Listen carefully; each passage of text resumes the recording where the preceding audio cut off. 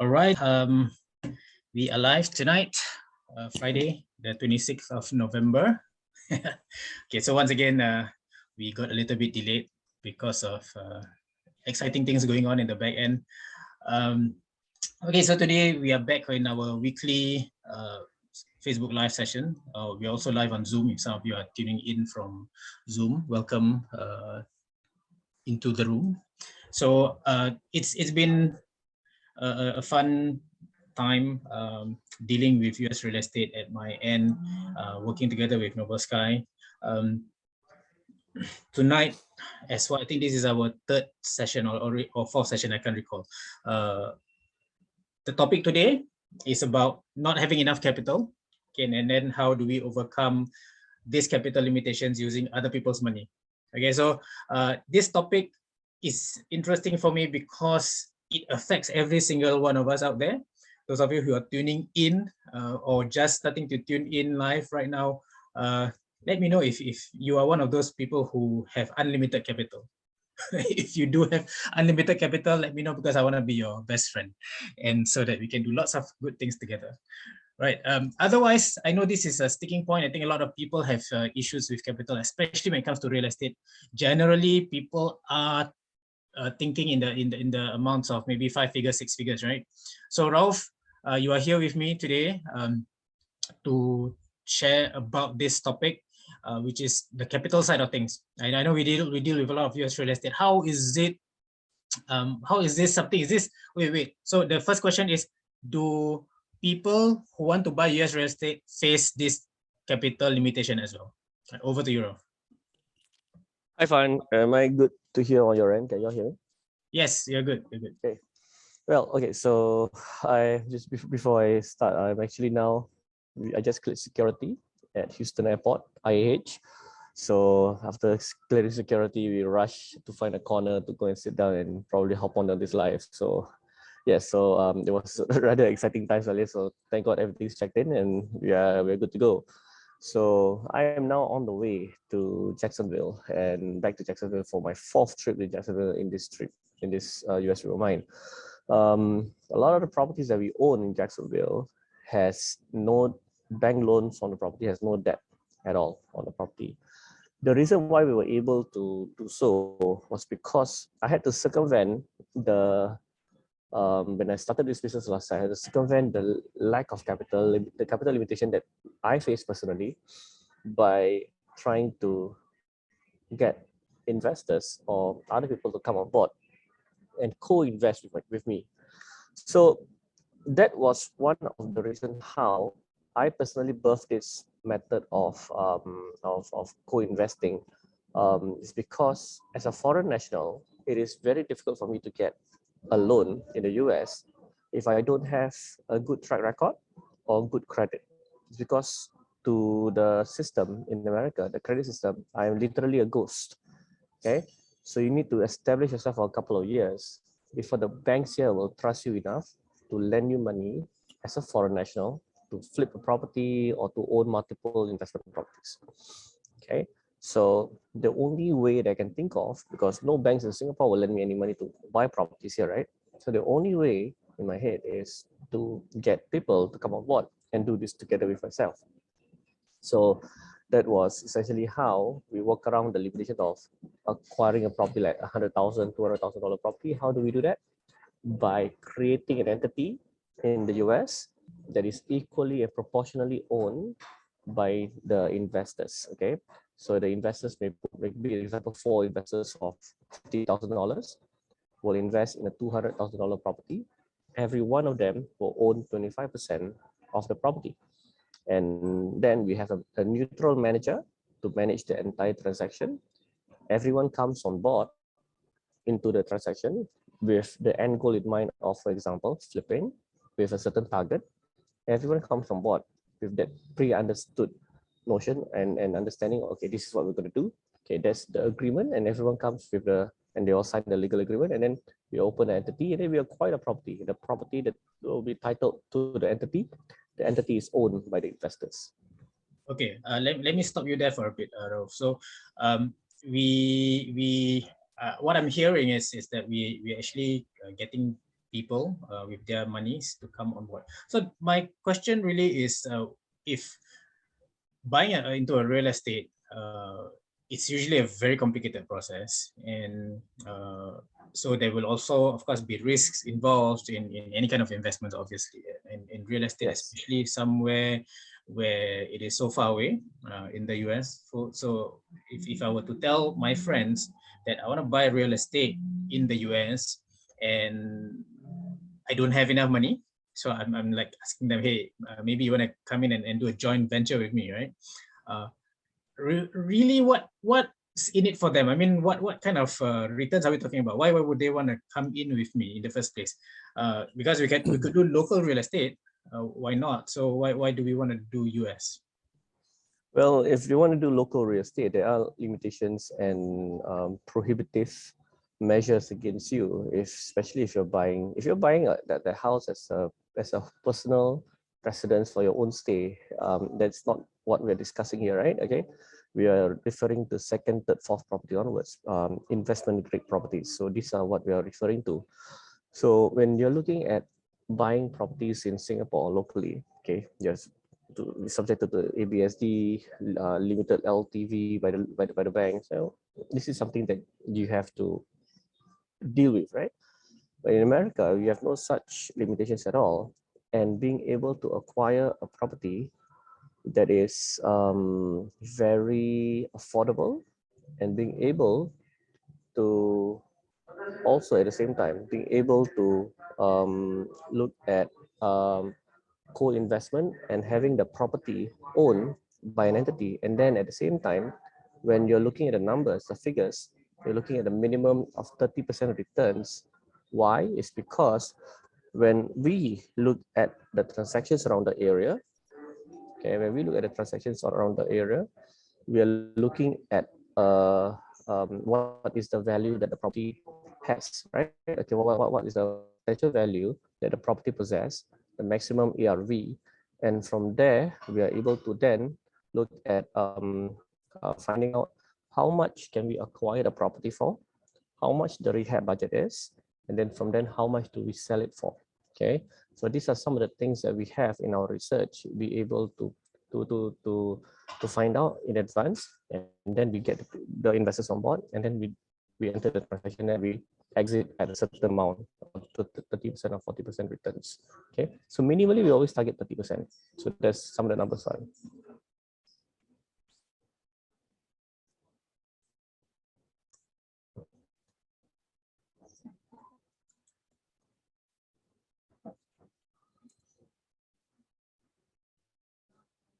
Farhan, you're muted.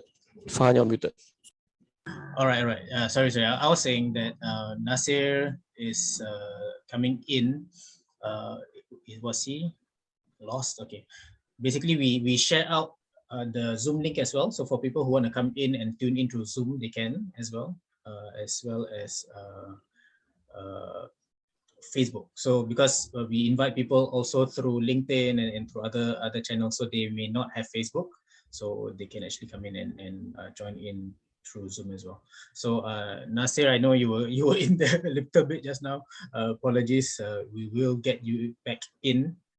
All right, so I hear you. Basically, why we want to do US real estate is first and foremost, I think, as with most people, I actually did a quick invite on my own personal Facebook. Basically was because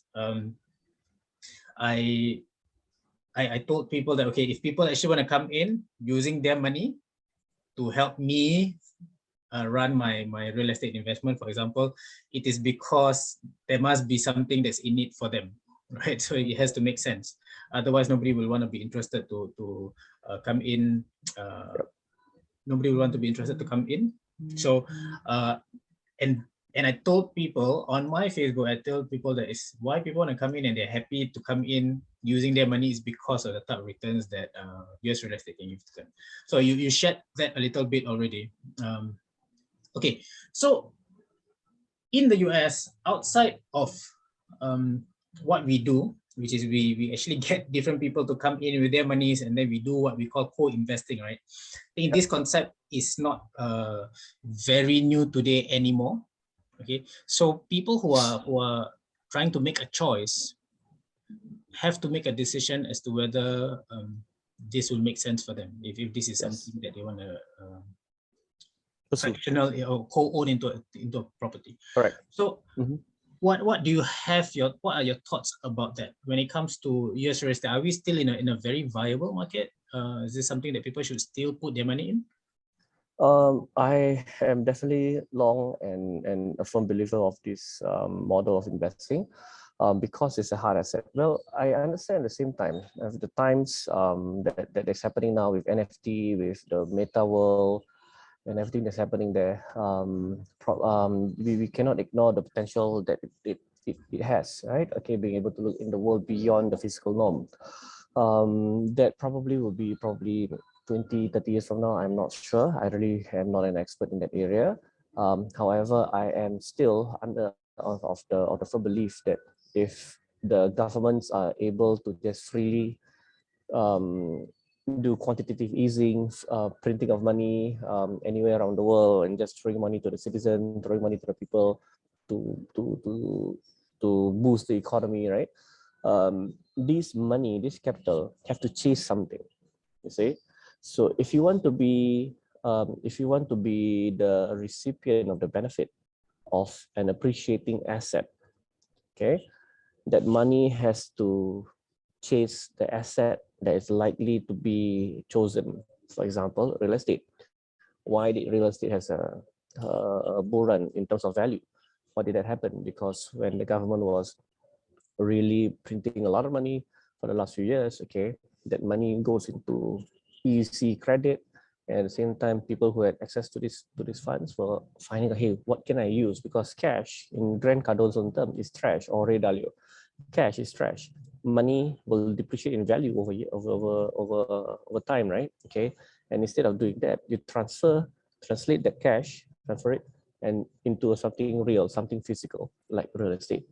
Okay, so that's why our portfolio across the board has shot up at least 20% in value because of the fact that the inflation, the appreciation, the quantitative easing, the printing of money is just happening last few years. Okay, and the US as a market itself, as a country, has a lot of value for the rest of the world. Everyone around the world is looking at America as as an investment destination. So this is something that we cannot ignore in Singapore, and they have a their principle of the rule of law is very important to them, and they're very open to outside investors. So these are the things why I believe so much in investing here in America, because of the potential it possesses and the ability to do business so easily, to travel all around the US so easily, like what I've been doing for the last few months, and being able to ensure that whatever money that you have invested here are treated fairly with a good legal system, a good legal framework. And if you want to withdraw your funds across back into your own country, there's no prevention of that from happening. You see, there's nothing to prevent it from happening. So this is why I am very, very long, and I believe very much in investing here in America. All right. I hear you, and in fact, I am a beneficiary of this myself because thanks to you and Noble Sky as a company that's assisted my own investments in the US. That was since April 2018. It has made my life very easy in terms of wanting to have a portfolio of properties in the US, and it's it's something that is very important for me now at this stage of my life. I turned 40 this year. So what was happening is at this stage, suddenly I realized that, okay, my runway is getting a little bit shorter, right? Yes. And same for me. Yeah. So well, you're 1 year. No. Earlier or more. One decade. One decade. All right. So what happens is I have that realization, thinking that, okay, if I need to now plan for my retirement very carefully. And again, capital limitation is always an issue, right? So people know that if you want to reach a certain number by the time you want to retire, you need a certain amount. So I just did my numbers very easily. If you want to survive for 20 years without having an active income, it doesn't matter whichever age you retire, but if 20 years is where you want to survive without an active income, And if you're living on a $5,000 a month kind of lifestyle, you will need about $1.5 million. Okay. Oh, wow, So you did your math. yeah, I did my math. So on a normal savings basis, or even on sporadic type of investing where some people do trading, some people do forex, some people do crypto and things like that. So sometimes you get peaks, right? You get peaks of good returns. Yep. But my Definitely. question has always been whether can I repeat those kind of returns? So if I were to make maybe 1,000% on crypto today overnight, right? Can I repeat? Can I then put my own capital? Will I dare to put in fresh capital, hoping to gain another 1,000? So that repeatability became a big issue for me, because I believe and I understand the concept of compounding. So in order for compounding to happen, I realized that number that we are looking at need to be consistent. It needs to be repeatable, and that really, based on what I've seen out there, there really isn't many vehicles that can give you that kind of predictability. That's right. So yeah, that's what I really was a sticking point for me. What are your thoughts about returns that we can expect maybe 5-10 years down the road in the US? Okay, so this is something that we have as a reason why whenever we engage with potential investors, why do they want to choose US real estate, American real estate? Why look at that when there's so many ideas? Because sometimes we get challenged in public, or we get challenged in our workshop. People challenge us. They like to confront and challenge you. And why should I do this? It's not. There's so many. I can do crypto. I can do forex, whatever. Right? Okay. It's a lot more liquid. It's a lot more. The returns are a lot more higher than whatever you're doing. Why? It's like, well, in my opinion, if you found something that's so great that you are able to consistently allow yourself to earn the returns, okay, for yourself, then continue doing that. Okay, continue pursuing whatever you think you are good at. Okay, what we offer in real estate in America, well, we're not going to be telling you there's potential for you to earn a 500% return, 200%, because this is just a one in an off chance. It's very, very, very rare to do that. Okay, but we want to show you something long term, something repeatable, something sustainable that you can have a projection of. Hey, I'm a long term investor for the next 10 years, 5, 10 years, 15 years. If I consistently do this, my investment returns will compound at a minimum of 15%, 20%, 30%. So why we put 30%? 30% is based on the gross returns of the property itself. By the time you translate into everything, your costs, taxes, probably about 25, 20, 25%, right? Okay, that's potentially what you're looking at. So 30% is the bare minimum we're targeting. Of course, there have been returns of 88%, returns of 45% that we have enabled investors to enjoy. Okay. When I speak to investors, okay, people are always looking for the next big thing. Okay, and sometimes it's difficult for us, sometimes it's difficult for us to engage these investors because they're always looking for, look, I want to put $10,000. I'm expecting, like, can you help me make 300,000, 200,000? Because they want the next big thing. Everybody wants that, and that's why if you see online, people get burned. Because human beings will never learn their lesson. They will never learn their lesson. They will always try to find the next big thing, and sometimes boring investments like what we do, right? Co-investing with other investors, other boring investors. Okay, in property is just so, like, you can yawn and then 30%. Okay, like that. It's like if I put 10,000, I get $13,000 back. Nothing exciting. So, but it's consistent. It's something predictable, something that we can depend on, because property, people still need shelter above their head. Even in the meta world, I don't think you can sleep in the meta world. At some point, you gotta get out of your meta world, okay, and not get meta fatigue, and then find a bed and a shelter to live in. You still need a house, a home. Okay, hopefully Elon Musk doesn't tell us, let's migrate to Mars. Then that's a different story altogether, right? But we know for a fact that we still need shelter. We invest in, we buy shelter. We don't buy luxury properties, although that's a different domain that we are carving out at this point in time. We buy something predictable. We buy something that we know people require. This is the basic need. It's something that, hey, this is what I need above my head. So whenever I see that, I know I'm in it for the long run. and with other investors, doing it together with them, allowing them to earn higher than normal returns than what they can get outside, and doing it together, and we bypass the banks. And this is something I know it's definitely a long game for me. Okay, I like that part, bypassing the banks, and I think that makes it a lot easier. But before we get there, we do have people still tuning in with us live. The 19 of you, thank you for being here with us. Do you have questions for us? Those of you who are tuning in. Tonight's topic is actually about capital limitations. We have already discussed how we use other people's money in the context of what we do in US real estate. Can we have questions from you? We would love to address any of what you have in your minds about how we invest in US real estate. And while we are waiting for some of your questions, you can just type those into the Facebook comments. I'm looking at how people have been looking at like exactly what you've mentioned now, NFTs, talk about the metaverse.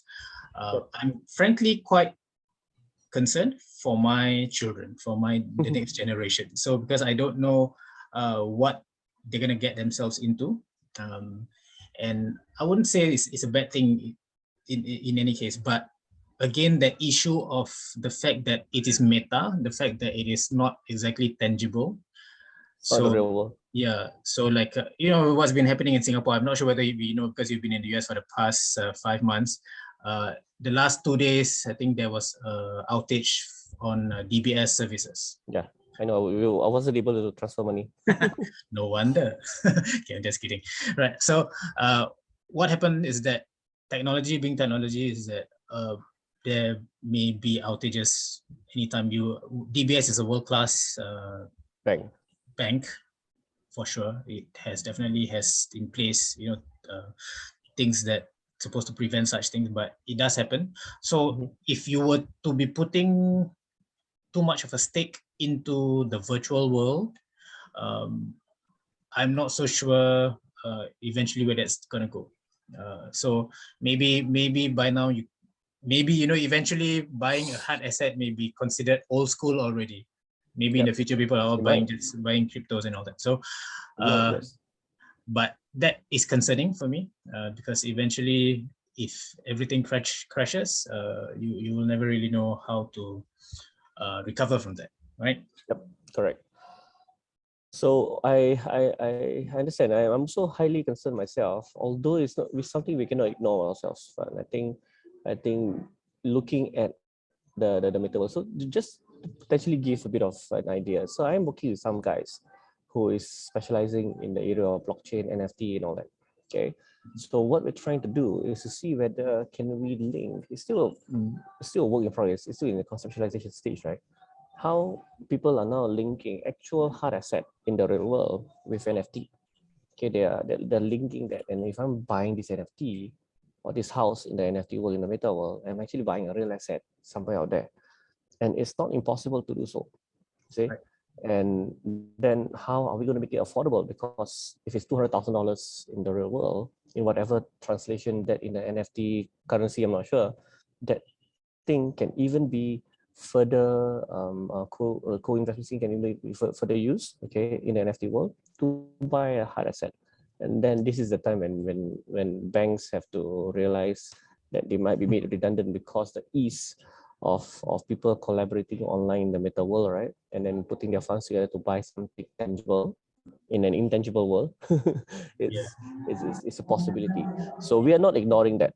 Okay, and we are definitely it's definitely something that we are looking at very, very closely and wanting to ensure that, hey, if this is what's happening, we'll go for the right as well. Oh, okay, that's an interesting view on the meta world and the NFTs. I do agree that it's the technology is not something that we should ignore, but it is where you put your money. Whether you are buying into virtual real estate or you're actually buying into a real estate that is actually backed up by something real. So I think there's a clear difference between the two. So I've been thinking about things and we don't know what the future is going to hold for in this respect, but it's been very interesting, at least for where we are now in terms of US real estate. There's still a long way to go. I think we in Singapore and the region, it is still, to me, at least based on what I'm seeing out there, it's still a very much untapped market by the Asian investors. I think there's also, I think you were talking to me the other time about fractional investment. Yes, right? Fractional investing. So I also believe on fractional investment as something, it's so close, similar to what we do. Although take a look at what you're buying. So this is what we have. Fractional investment is useful because it allows people with $500, $1,000, $2,000 to buy into something that is $200,000-$300,000. We have been doing this a little. We have been doing this something similar with for on our end. We call it co-investment. The only difference is, and in my opinion, is this: in fractional investment, you there's not really a sense of ownership, or you're investing in a fund or REITs. There's no sense of ownership as an investor, saying that, hey, that is my property. So that personalization, in my opinion, might not exactly be there, but there's some people, they don't really care. They just want to like get a return, that's fine. So if you're looking at something affordable, then fractional investment might be for you. If you are looking for something in between, okay, then co-investing in US real estate with how we've been doing it for our investors might be something up your alley. It might be something that you might want to consider as well. So we know that we have made investment in property a lot more affordable. We have closed and bridged the gap for a lot of people looking, hey, Singapore is so expensive and I have to take a lot of loans. Okay, so when we showed them how you can circumvent and bypass all that and look at something different in America, then people pay attention to it and they closely speak to us and find out, hey, okay, this is something interesting. This is something that I think I can do for myself. It's not so expensive, it's affordable, and you give good returns. Yeah. Right. Okay. And then on that note, fractional investing usually, like you mentioned, it's for people who maybe want to just start as beginners. They want to put in a smaller amount. Again, for me, although that is a working model for sure, but if I want to get to serious numbers, I want to achieve some serious numbers based on what I want to achieve, say for my retirement, then I know that I need to put in a larger amount of capital, and correct, so that it can grow and compound faster, right? So as the market evolves, I think we are in a good place. I'm very I'm always amazed at the fact that so many of our clients are from all over Asia, especially. They actually have portfolios of US real estate that is actually performing for them, that's giving them rental returns, Airbnbs, and then the flippings that we're doing for them. I think that's really amazing, and how we've done it for them. Yep. Co-investing has enabled them to overcome that capital limitation. So I think we have people coming in with as little as like $10,000. Some even $5,000. They just want to start out first before they liquidate some other funds that they may have. And I think that's a really great way of how we are helping people. So yeah, I'm really looking forward as to how we are also going to move on in 2022. I know we have some good plans going forward. So well, we're going to wait for you to come back. It's been more than 5 months. But yeah, more than 4. Okay, we are entering the 5th month now. So I'm looking forward to be back myself. A little bit tired. We've really been homesick and wanting to see the kids and spend some time with the family. So this has been something that I'm going through for the last few months. And also I miss my food, my local food. I'm not able to find the food that I really like here. I'm done with eating pizza, or not pizza, like Western food. So I want to make local Malay food, right? So I'm really missing all those. Yep. So yes. So if there's anyone who has any question on co-investment, how the structure works, we can always reach out to myself or to any of my team members in Nova Sky. Be more than happy to answer the question. It's not something that it's not something that we just started doing. We've been doing this for the last few years. It's our area of competence, and we can help you navigate through the legal and the taxation. Everything is not impossible if you know exactly how to work through on those. Definitely, for sure. Yep. All right, so I think it's it. We're just past the 30 minutes mark. Thank you everyone who's been watching. If you are watching this post live and you have questions, we are easily contactable through this Facebook channel that if you're watching through right now, or this same video will also be on our YouTube channels and a few of the other channels out there. So go ahead and reach out to us. We'll be happy to address any of the questions that you may have. Right, so Salim was saying Mighty Jacks. Mighty Jacks, I'm not sure what that is. What's that? Virtual figurine or real world figurine. Mighty Jacks. Okay. Sure. Okay, all right, so that's it. I'm not gonna hold you back. I know you are actually in the airport transit. Where are you off to? Jacksonville. Jacksonville, okay, all right. Probably spend a day in Orlando or something, 1 or 2 days in Orlando before going up to Jacksonville. We're meeting a couple of contractors there. All right, so all the best for that. Safe flight. We'll catch up really soon. Next week, at least, we're going to be coming in for the next episode of our investing strategies series. So again, thanks to everyone who's tuning in. Questions, if you have, go ahead and let us know. US real estate, to me, is a go. The next few years is still going to be potentially a very bullish market still. So I think that's should take advantage of that. Right. Thank you. All right. Thank you, everyone. Thank you, everyone. All right. See you guys. Bye-bye. Bye-bye.